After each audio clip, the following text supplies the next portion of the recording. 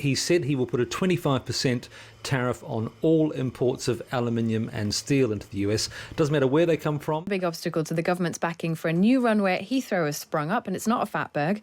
The airlines that use the airport say they don't want to use it. They've together written a piece in today's Times to that effect. Our business correspondent Dominic O'Connell is here. What's their objection, Dom?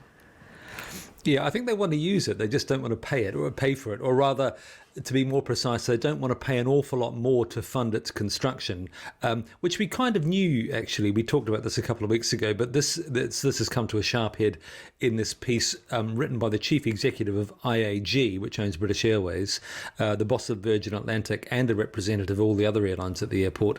And what they're complaining about is not so much having to pay for a new runway, it's the way that charges at Heathrow are set, which winds them up. They're set every 5 years by the Civil Aviation Authority, a similar process to the way the water companies work. And the more Heathrow bills, the airlines claim, the more the users pay. So it's an incentive for them to build the most gold-plated runway you've ever seen in your life, because they get more money back. And they're saying Heathrow's regulatory model actively encourages inefficient overspend, leaving passengers paying more for less. There's an additional thing here for British Airways, which is why would they pay up to create extra capacity, which will be used only by competitors, because British Airways is by far the dominant airline at Heathrow at the moment. It is a bit of a big problem for the government, because it's another layer of potential judicial reviews on top of all the ones that we have at the moment, and perhaps demonstrates that the way that Heathrow is currently run is not particularly fit for building big new bits of infrastructure. But inevitably, if the government isn't going to pay for this, and it says it won't, then the question is, passengers are going to pay how much and to whom? Yeah, and how much more are they willing to pay with airline taxes and all of that kind of thing as well. Meanwhile, there is a bit of a worry here in the UK about something Trump has said overnight on tariffs.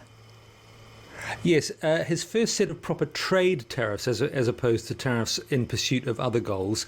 He said he will put a 25% tariff on all imports of aluminium and steel into the US. Doesn't matter where they come from, although it will mainly hit China, which is by miles the world's biggest steel maker and biggest steel exporter. So they're not about immigration or anything like that, but they are about protecting US steel makers, which have really struggled in recent years.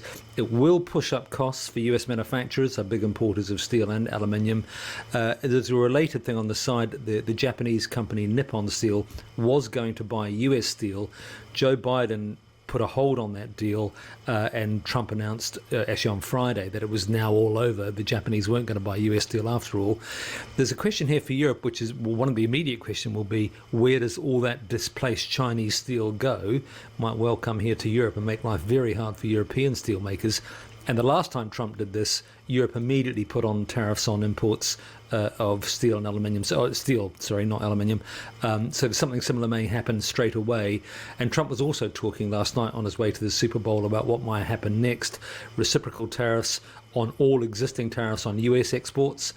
And then the idea of this general tariff, just a 10 to 20% import tax on everything, just to raise money and get away from personal taxation. So it's clear that when it comes to tariffs, Trump's only just begun, really. Yeah, and I think 1/10 of the UK's steel exports were sent to America in 2024, so it's definitely a question for UK ministers here, which we will keep you across throughout the day on Times Radio.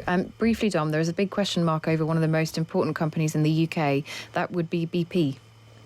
Yeah, BP has lagged behind its rivals like Shell and Exxon in recent years for all kinds of reasons, but the hedge fund Elliott has just turned up on its shareholder register. It's taken a stake, and Elliott is about the most aggressive activist investor you can think of. You might remember a few years ago they arrested part of the Argentinian Navy in pursuit of a debt.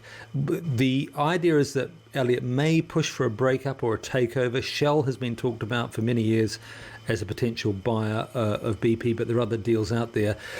BP is a very important company for the UK government. This will be a hugely political deal.